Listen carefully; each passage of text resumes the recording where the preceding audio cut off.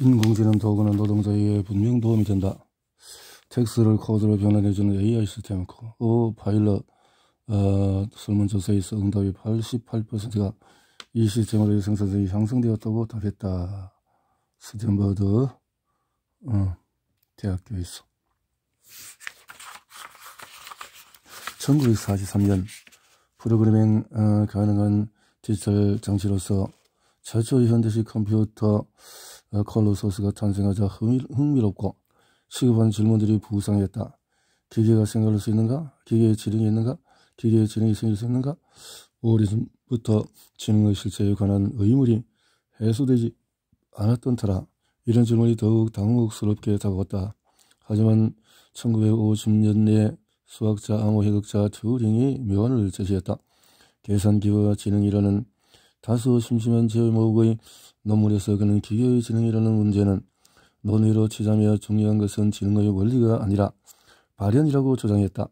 튜링은 타자의 내면을 우리가 알 수 없으므로 지능은 외적인 행동으로만 평가할 수 있다고 봤다.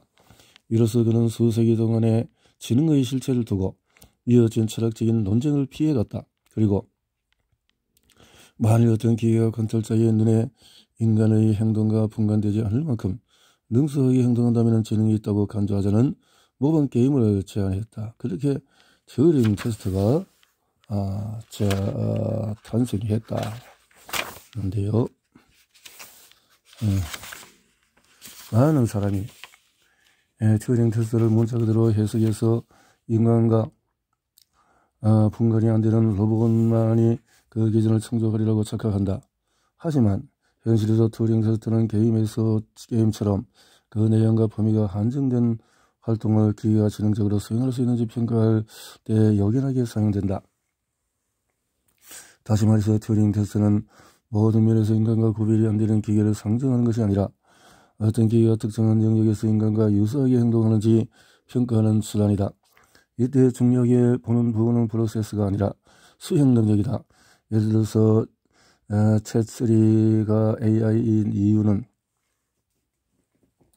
방대한 정보로 훈련되었기 때문이 아니라 모델의 사용 때문이 아니라 인간과 유사하게 글을 쓰는 능력 때문이다. 1950년에 컴퓨터 과학자 메카시는 더 나아가서 인공지능을 지능의 특유의 작업을 수행할 수 있는 기계로 정의했다. 이에 튜링과 메카시의 관점이 표준에서 정석에서 지능을 정의할 때 그 용어의 심오한 철학적인 인지적인 신경과학적인 차원을 고려하기보다는 수행 능력에 초점을 맞췄다. 지난 반세기 동안엔 기계가 그런 지능을 거의 발휘하지 못했지만 이제 그런 정책이 더 끝난듯하다. 수십 년간 컴퓨터는 정밀하게 작성된 코드에 따라 작업을 수행하면서 은밀하고 정적인 분석 결과만 도출했다. 전통적인 프로그램들은 방대한 데이터를 정리하고 복잡한 연산을 수행했지만 단순한 사물의 이미지를 인식하거나 비정밀한 입력을 처리하지는 못했다. 반면에 인간은 비정밀하고 개념적인 사고를 하기 때문에 AI의 발전이 정체될 수밖에 없었다. 하지만 최근의 10년간 컴퓨터 기술의 혁신으로 그런 방면에서 인간을 필적하거나 인간을 초월하는 AI가 탄생했다. AI는 비정밀하고 역동적이고 창발적이며 학습이 가능하다. AI는 데이터를 소비하여서 학습하고 데이터를 토대로 관찰하며 결론을 도출한다. 예전의 시스템에는 정밀한 입력과 출력이 요구되었지만 비정밀성이 특징인 AI는 그렇지 않다. 이런 AI는 문장을 번역할 때 단순히 단어를 1:1로 치환하지 않고 관념과 패턴을 인식 활용한다. 예를 들어서 체스에서 알파 제로가 일으킨 획기적인 변화를 생각해보자. 예전의 체스 프로그램은 인간의 플레이가 부호화되어서 입력되었으므로 인간의 전문성이 여전했다. 하지만 알파 제로는 자기 자신과 수백만 명 대국하면서 스스로 패턴을 찾아 실력을 키웠다. 이어진 학습 능력이 터지는 입력을 반복 가능한 출력으로 변환하는 알고리즘이다. 하지만 머신러닝의 알고리즘은 고전적인 알고리즘의 정밀성과 예측 가능성에서 탈피했다.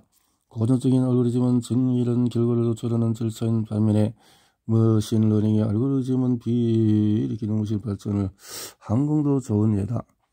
혁신, AI의 혁명 근간에 있는 기술 개념이 중요하면서도 복잡하기 때문에 이 장에서는 여러 유형의 머신러닝이 현재 어떻게 활용되고 앞으로 이렇게 될 것인지 설명해 본다. AI의 진화. 오래전부터 인간은 자신과 동일한 능력으로 작업을 수행하는 기계의 도움을 이용했다. 그래서 신화에서 대장정의 여신 헤파이스토스는 크레타 해안을 선출하며 외적의 침략을 막는 그 청동거인 타울로스를 비롯해서 인간을 대신 로봇들을 만들었다. 17세기 프랑스 왕 루이 14세 18세기 프레이센 프리드리히 대왕은 자동기계에 열광하며 직접 시제품 개발을 챙겼다. 하지만 현실적으로 볼 때 아무리 현대에 와서 컴퓨터 기술이 발전했다고 해도 유익한 작업을 수행할 수 있는 기계를 만들기는 대단히 어렵다. 가장 어려운 문제는 기계에서 무엇을 어떻게 가르칠 것이냐이다. 초기에는 실용적인 AI를 만들기 위해서 여러가지 규칙이나 사실을 가르치는 식으로 인간의 전문성을 컴퓨터 시스템에 입력했다. 그러나 세상에는 간단한 규칙이나 부호로 표현할 수 있을 만큼 체계적인 작업만 존재하지 않는다. 체스, 대수학, 비즈니스 프로세스, 자동화 등 그 특성을 정밀하게 규정할 수 있는 분야에서는 AI가 큰 진전을 이뤘지만은 어느 분석과 시각적인 사물 인식 같은 분야에서는 필연적으로 따르는 모호성 때문에 발전이 정체되었다. 시각적인 사물 인식의 예를 보면은 초기 프로그램들의 단점이 무엇이었는지 알 수가 있다. 인간은 어린아이도 쉽게 이미지를 식별한다. 하지만 초기 AI는 그러지 못했다.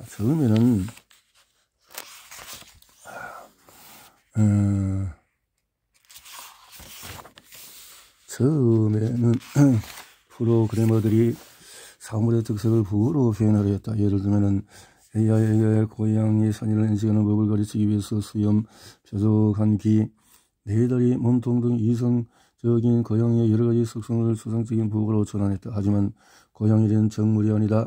고양이는 구리고 뛰고 기저귀를 켜고 몸집과 색깔도 다양하다. 그래서 추상적인 모델을 만들어서 각양각색의 입력과 대조하는 방식은 사실상 실효성이 없었다.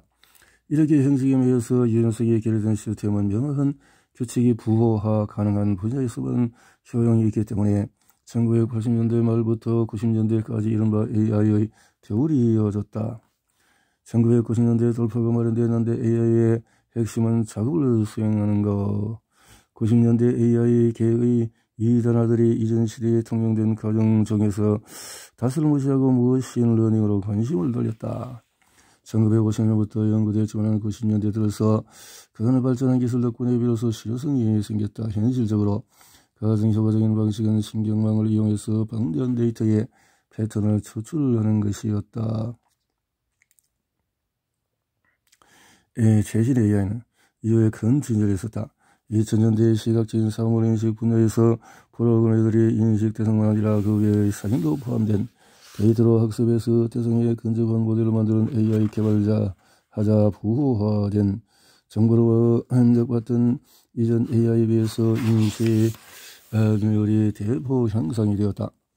할리신을 발견한 AI를 보면 머신 러닝의 위상을 알 수 있다. 미트 연구진이 분자의 한계성을 예측하는 머신러닝 알고리즘을 설계하고 2000여 개의 분자에 관한 데이터로 훈련하자 기존 알고리즘은 물론이고 인간조차 도출할 수 없는 결과가 나왔다. AI가 기망한 화물의 속성과 항균성의 상관관계는 인간이 이해하지 못할 뿐만 아니라 애초에 그 속성들 자체가 규칙으로 표현되지 않는다. 앞서 말했듯이 이런 AI는 비정밀하기 때문에 속성과 효과의 관계가 미리 정의되지 않아도 일부나마 그 관계를 파악할 수 있다. 예를 들면은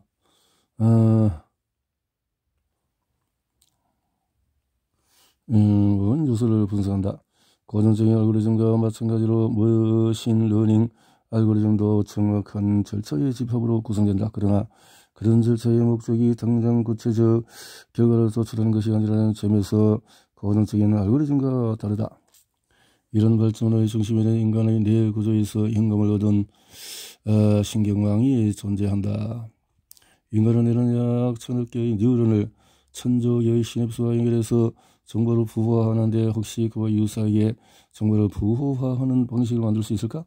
그런 답을 찾기 위해서 노드의 시냅스에 활용하는 그런 관계를 부호화하는 인공신경망을 설계했다.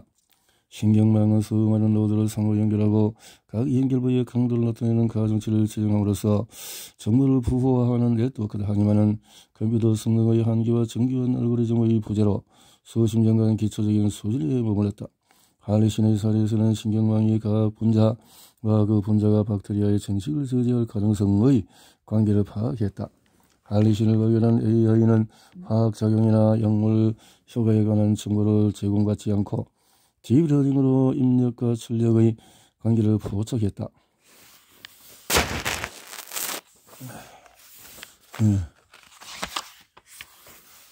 그 특성을 항생효과 사이의 관계처럼 복잡한 관계를 포착한다. 그래서 AI가 인간이 포착하지 못하는 관계를 포함해서 복잡다단한 관계를 파악할 수 있다. 훈련 단계에서 AI는 새로운 데이터를 입력받고 신경망 내의 가중치를 조정한다. 따라서 신경망의 정확도는 훈련 데이터의 양과 질에서 따라 달라진다. 하지만 신경망 훈련에는 자원이 많이 소모된다. 방대한 데이터를 분석해서 신경망을 조정하려면 강력한 컴퓨터 성능과 복잡한 알고리즘이 필요하기 때문이다. 대부분의 AI는 인간과 달리 훈련과 실행을 동시에 수행하지 못한다. 그래서 훈련 절차와 추론 절차를 따로 밟는다. 작업 내용에 따라서 달라지는 학습 방식은 AI는 작업 내용에 따라서 활용법이 달라지므로 AI를 개발할 때 사용하는 기법도 상황에 따라서 달라져야 한다. 이글 시점에서 주목할 만한 3대 머신러닝 기법은 지도, 비지도 강화학습. 할리신을 발견한 AI가 지도학습으로 탄생했다. 이 기법을 지도학습이라고 부르는 이유는 사용된 데이터 세트 내의 분자 구조들의 바람직한 출력은 결과를 나타내는 레이블이 붙었기 때문이다.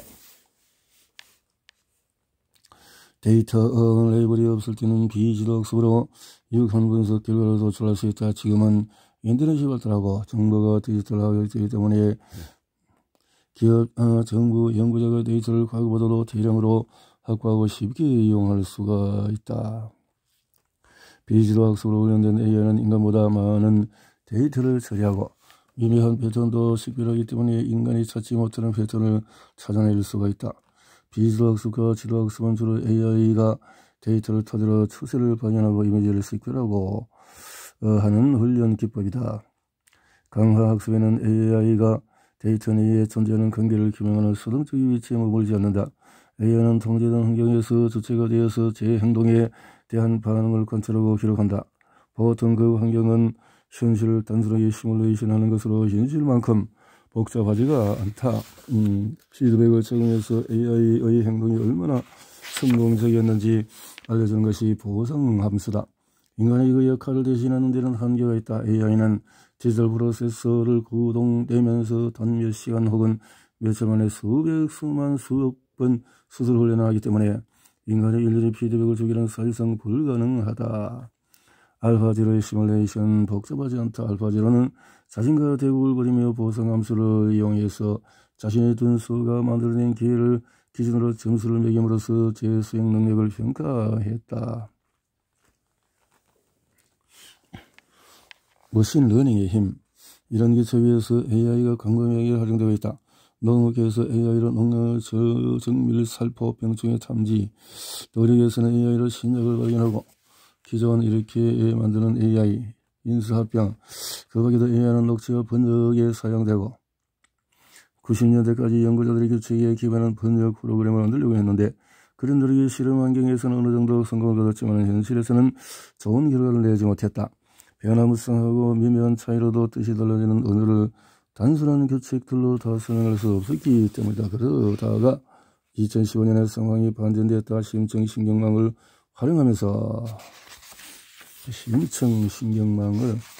활용하면서 번역가가 이 언어를 저 언어로 번역하려면 순차적인 의존성이라는 패턴을 파악해야 한다. 일반적인 신경망은 항생제의 화학적인 특성을 밝히는 것처럼 입력과 출력이 연결되는 패턴을 파악한다. 하지만 별도의 조작이 없이는 앞에 나온 단어들을 기준으로 문장의 특정한 위치에 어떤 단어가 나올 확률은 높은지 예측하는 것과 같은 순차적인 의존성을 파악할 수가 없다. 여기에 대해서 번역 연구자들은 병렬말 뭉치를 도입함으로써 기존의 지도학습에서 벗어나 창조의 발전을 거뒀다. 병렬말 뭉치를 상용하면 훈련 시 입력과 출력 간의 구체적인 대응상이 필요하지가 않다. 기존에는 개발자가 원문과 번역문을 이용해서 AI를 훈련했기 때문에 어느 간의 대응상이 요구되었다. 그래서 연구자들은 공들여서 번역된 텍스트만으로 AI를 훈련하지 않고 단일한 주제에 관해서 다양한 언어로 쓰인 각종 텍스트를 AI에 제공했다. 구글 번역기는 병렬 말뭉치로 훈련하는 심층 신경망을 도입한 직후 번역 성능이 60% 향상이 됐다. 물론 주어진 텍스트를 번역하고 이미지를 분리하는 일과 새로운 텍스트, 이미지, 소리를 생성하는 것은 서로 차원이 다르다. 이른바 생성자라고 불리는 이런 유의 신경망을 활용한 기술은 거의 충격적이다. 생성형 AI를 만들 때 주로 사용되는 훈련 기법은 상호 보완적인 학습 목적을 가진 두 신경망을 경쟁이 시키는 것이다. 물론 이 기법도 완벽하진 않다. 개인을 훈련하기가 쉽지 않고 정확한 결과가 많이 쏟아진다. 하지만 훈련만 잘 되면 놀라운 결과가 나올 수가 있다. 현존하는 생성형 AI 중에서 가장 주목할 만한 예는 인간과 유사한 텍스트를 만드는 GPT-3이다. GPT-3. 이런 트랜스포머는 텍스트처럼 순차적으로 나열된 요소들에서 패턴을 포착해서 다음에 올 확률이 높은 요소를 예측하고 생성한다. 주로 인터넷에서 취합한 방대한 데이터로 훈련되는 트랜스포머는 이외에도 텍스트들을 이미지로 변환하거나 설명을 확장하고 추격하는 작업을 수행할 수가 있다. 머신러닝은 AI의 활용폭을 넓힐 뿐만 아니라 부호와 규칙에 의존하는 기존의 방식을 이미 성공을 거두던 분야에도 발전시키고 있다. 어떤 기술이 더 강력하거나 널리 퍼지다 보면 문제도 따르기 마련이다. 요즘 우리가 온라인에서 수시로 접하는 검색의 개인화가 좋은 예다.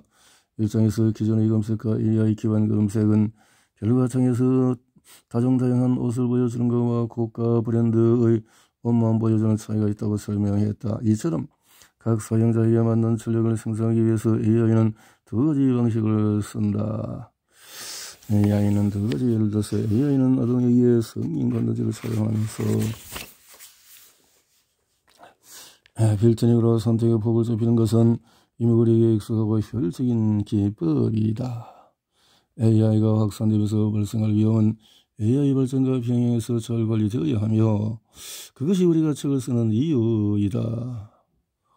AI의 한계와 관리. 이전 세대 AI는 사회에 축적된 현실에 관한 지식을 인간이 일일이 프로그램의 코드에 집어넣어야 했지만 머신러닝 기반의 최신 AI는 대개 스스로 현실을 모델링한다.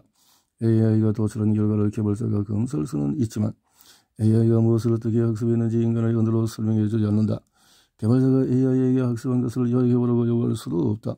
인간과 마찬가지로 AI도 자신이 무엇을 배웠고 왜 배웠는지 정확히 모르기 때문이다. 우리는 훈련을 마친 AI가 내놓은 결과물을 다만 관찰할 수 있을 뿐이다. 그래서 그 결과물을 역으로 분석해야 한다.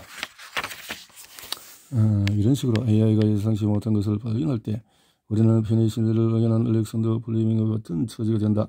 플레밍은 연구실에 있던 세균 배양용 접시고 연이 편의 신뢰를 만드는 곰팡이에 오염되면서 병균을 사멸시켰을 때 그간 알려지지 않았던 강력한 물질의 존재를 깨달았다. AI는 자신의 발견을 반추하지 못한다. AI는 인간처럼 맥락을 이해하거나 행동을 반추하지 못하기 때문에 더더욱 인간이 주시해야 한다. AI는 인간처럼 맥락을 이해할 수가 없다는 거죠.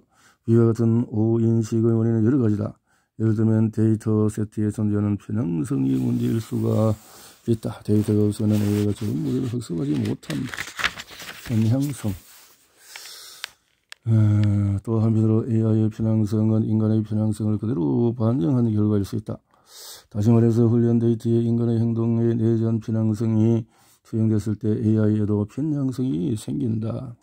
물론 기술의 편향성이 존재하는 것이 AI에 국한된 문제는 아니다. 일례로 코로나19에 부쩍 사용도가 높아진 산소 포화도 측정기는 피부색이 어두운 사람의 산소 포화도를 거대 측정한다. 이렇게 해서 오인식의 또 다른 원인은 은밀성 부족이다. 은밀성. AI의 불안전성은 학습의 비상성에 기여한다. AI가 지락식이나 광학학습으로 인력의 출력의 관계를 파악하는 방식은 인간이 다층적인 개념의 경험으로 현상을 이해하는 것과 전혀 다르다. 그래서 테스트 과정이 필요하다. AI가 소규의 행동을 수행하는지 평가하는 절차가 반드시 수립되어야 한다. 그랬네요. 제품을 사전에 테스트하는 방식은 업계별로 천차만별이다. 이렇게 AI를 테스트할 수 있는 이유는 머신러닝의 학습 단계와 추론 단계로 나뉘기 때문이다. 가령 빨간불에 멈추도록 훈련한 자율주행차는 알고리즘이 고정된 상태에서 느닷없이 빨간불의 교차로를 건너는 결정을 내릴 수 없다. 그래서 종합적인 테스트와 인증 심사가 가능하다. 엔지니어들이 자율주행 AI를 자동차에 업로드해서 생사에 걸린 그래도 아직 AI의 머신러닝을 개발하고 이해해야 할 부분이 많다. 그리고 아무리 머신러닝이 창조의 발전을 이뤘다고 해도 다양한 작업이 결합된 복합적인 활동은 여전히 AI가 처리하기가 어렵다. 운전만해도 CG가 경로 탐색, 사고 예방 같은 능력이 동시에 요구되기 때문에 상당히 어려운 과제이다. 지난 10년간 운전용 AI가 놀랍게 발전했으나 운전 중에 마주치는 상황에 따라서 인간과 같은 수행 능력을 발휘하기 어려운 부분도 분명히 존재한다. AI의 발전 속도는 쉽게 예측할 수가 없다. 그 외의 분야에서도 AI 발전 속도를 예측하기 어렵기는 마찬가지이다.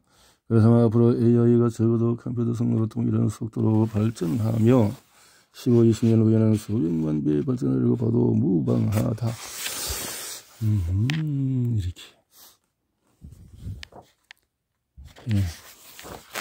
이렇게 발전 중에 범용 인공지능이라는 꿈은 일부 개발자들이 이른바 범용 인공지능을 만들기 위해서 머신러닝을 한계에 도전한다. AGI, Artificial General Intelligence. AGI는 머신러닝을 현재의 AI보다 더 중요하게 사용하겠지만 현실적인 제약 때문에 그 능력을 모든 분야에서 활용하지는 못할 것이다. 그러나 과학계와 철학계에서는 AGI의 실현 가능성과 특성을 두고 의견이 분분하다. 의견이 더욱이 과연 AGI의 탄생으로 이제껏 머신러닝 알고리즘이 인류를 이끌어온 궤도에 큰 변화가 생길지도 확실치가 않다. 범용성의 여부를 떠나서 AI는 앞으로 더 널리 활용되고 더 강력해질 것이다. 변화가 사회에 미칠 파급 효과는 예상하기 어렵다.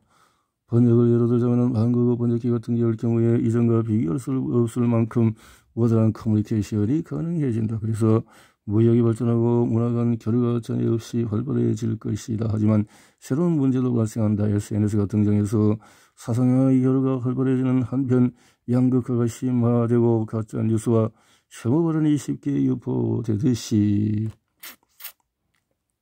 지난 수천 년간 외교관들은 문화 차이 때문에 본의 아니게 상대를 적응하는 일이 없도록 세심한 주의를 기울였고 이런 문화적인 민감도를 높이기 위해서는 언어 훈련이 거의 필수였다. 그런데 번역기는 이런 완충 장치를 제거한다. 고도로 발달한 AI를 개발하려면 방대한 데이터 초과 성능 컴퓨터 숙련된 기술자가 필요하다.